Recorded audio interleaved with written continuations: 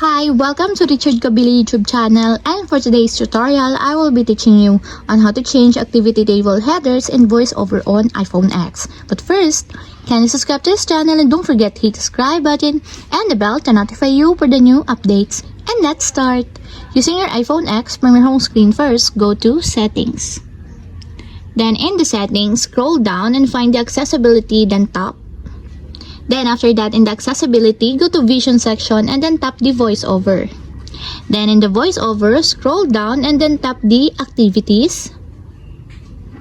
Then in the activities, tap your activity. Then in your activity, scroll down and go to verbosity settings section and then tap the table headers.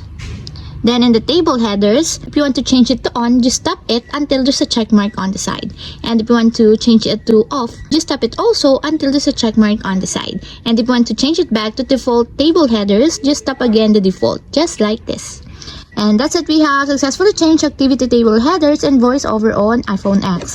If you have a question, kindly comment down below and don't forget to hit the subscribe button and the bell to notify you for the new updates. And thank you for watching!